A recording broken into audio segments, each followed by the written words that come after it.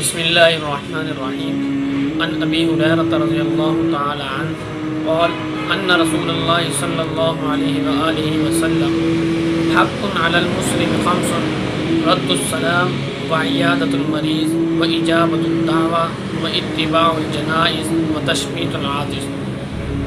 حضرت ابو ہریرہ رضی اللہ تعالی عنہ سے ایک صحیح حدیث مروی ہے کہ آپ صلی اللہ علیہ وآلہ وسلم نے ارشاد فرمایا کہ مسلمان پر 5 حقوق ہیں۔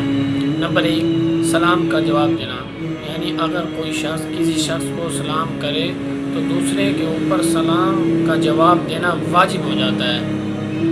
نمبر 2 مریض کی عیادت کرنا، یعنی اگر کوئی شخص بیمار ہو جائے تو اس کی تیمارداری کرنا بھی اس کے اوپر لازم ہو جاتی ہے۔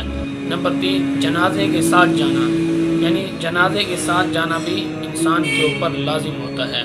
نمبر 4 اگر کوئی شخص مسلمان بھائی کسی دوسرے مسلمان بھائی کو دعوت دے تو اس کی دعوت بھی قبول کر لینی چاہیے۔ نمبر 5 اگر کسی مسلمان کو چھینک آ جائے تو چھینک کا جواب دینا، یعنی یرحمک اللہ کی صورت میں، یہ بھی اس کے اوپر لازم ہو جاتی ہے۔